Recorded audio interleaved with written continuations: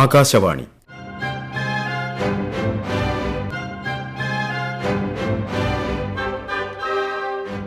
ജില്ലാ വൃത്താന്തം.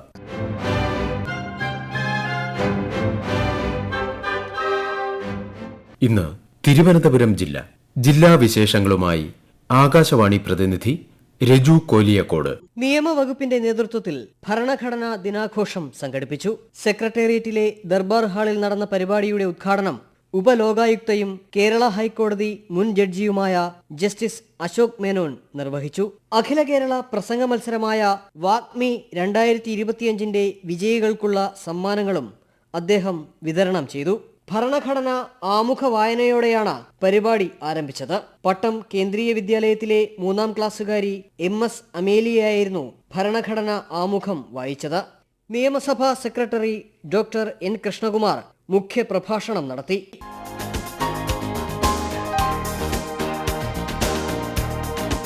ഭീമാപ്പള്ളി ഉറൂസിന് കൊടിയേറി.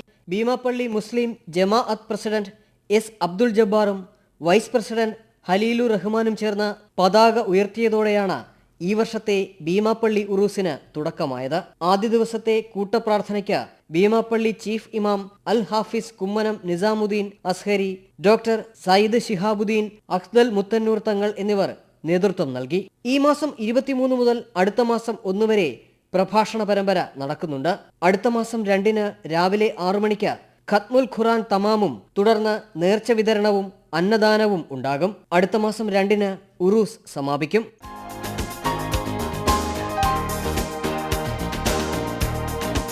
തദ്ദേശ സ്വയംഭരണ സ്ഥാപനങ്ങളിലേക്കുള്ള പൊതു തിരഞ്ഞെടുപ്പിന്റെ ഭാഗമായി തിരുവനന്തപുരം ജില്ലയിലെ പ്രിസൈഡിംഗ് ഉദ്യോഗസ്ഥർക്കും ഫസ്റ്റ് പോളിംഗ് ഉദ്യോഗസ്ഥർക്കുമുള്ള പരിശീലനം ഈ മാസം 25 മുതൽ 28 വരെ നടന്നു. വിദഗ്ധ പരിശീലനം ലഭിച്ച ഉദ്യോഗസ്ഥർ ക്ലാസുകൾ നയിച്ചു.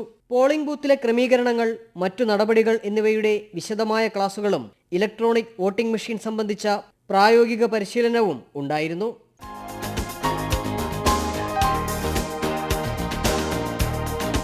തീർത്ഥാടന കേന്ദ്രമായ തിരുവനന്തപുരം വെട്ടുകാട് മാദ്രേ ദേ ദേവൂസ് ദേവാലയത്തിലെ തിരുനാൾ സമുചിതമായി ആഘോഷിച്ചു. ഈ മാസം 14 കൊടിയേറിയ തിരുനാൾ 28 അവസാനിച്ചു. തിരുനാളിന് തുടക്കം കുറിച്ചുകൊണ്ടുള്ള പൊന്തിഫിക്കൽ ദിവ്യബലിക്ക് തിരുവനന്തപുരം ലത്തീൻ അതിരൂപത സഹായമെത്രാൻ ഡോക്ടർ R ക്രിസ്തുദാസും സമാപനം കുറിച്ചുകൊണ്ടുള്ള പൊന്തിഫിക്കൽ ദിവ്യബലിക്ക് ലത്തീൻ അതിരൂപത archbishop doctor Thomas J നെറ്റോയും മുഖ്യ കാർമ്മികത്വം വഹിച്ചു. ക്രിസ്തുരാജത്വ തിരുസ്വരൂപം വഹിച്ചുകൊണ്ടുള്ള പ്രദക്ഷിണം, സെസ്ന വിമാനത്തിൽ നിന്ന് പുഷ്പവൃഷ്ടി, ദിവ്യകാരുണ്യ പ്രദക്ഷിണം, കുഞ്ഞുങ്ങൾക്ക് ചോറൂട്ട്, തീർത്ഥാടകർക്ക് സ്നേഹവിരുന്ന് എന്നിവയും തിരുനാൾ ആഘോഷത്തിന്റെ ഭാഗമായി നടന്നു.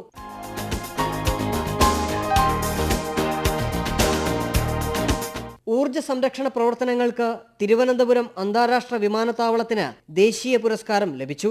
2024 സീം നാഷണൽ എനർജി മാനേജ്മെന്റ് പുരസ്കാരങ്ങളിൽ പ്ലാറ്റിനം അവാർഡാണ് തിരുവനന്തപുരത്തിന് ലഭിച്ചത്. 2023 തിരുവനന്തപുരം ഈ വിഭാഗത്തിൽ ഗോൾഡ് അവാർഡ് നേടിയിരുന്നു. Rooftop solar optimisation, energy audit, ആധുനിക സാങ്കേതിക വിദ്യയുടെ സഹായത്തോടെയുള്ള വൈദ്യുതി ഉപയോഗ നിയന്ത്രണം ഉൾപ്പെടെയുള്ളവ പരിഗണിച്ചാണ് പുരസ്കാരം.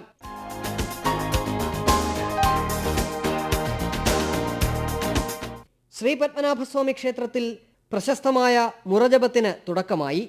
8 ദിവസം 7 മുറകളായി 56 ദിവസം നീളുന്നതാണ് മുറജപം. വേദസംഹിതയെ ആദ്യന്തം ഉപാസിക്കുന്ന രീതിയാണ് 6 വർഷത്തിലൊരിക്കൽ നടക്കുന്ന മുറജപം. പതിവുള്ള ഋഗ്, യജുർ, സാമവേദങ്ങളുടെ ജപത്തിനു പുറമെ ഇക്കുറി അഥർവവേദം കൂടി ഉൾപ്പെടുത്തിയിട്ടുണ്ട്. ദിവസവും ജപം കഴിഞ്ഞ് ജപക്കാർക്ക് 8.5 യോഗം പോറ്റിമാരാണ് ദക്ഷിണ നൽകുന്നത്. ശൃംഗേരി, ഉടുപ്പി, ഉത്രാദി, കാഞ്ചീപുരം എന്നീ മഠങ്ങളിൽ നിന്നുള്ള സന്യാസിമാർക്ക് പുറമെ ഹൈദരാബാദിലുള്ള ചിന്നജിയർ സ്വാമിയും മുറജപത്തിൽ പങ്കെടുക്കുന്നുണ്ട്.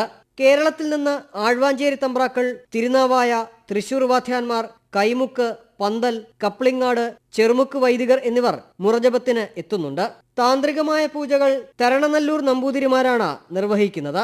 മുറജപത്തിന്റെ ഭാഗമായി നടക്കുന്ന കലാപരിപാടികൾ തെലുങ്ക് നടൻ റാണ ദഗുപതി ഉദ്ഘാടനം ചെയ്തു.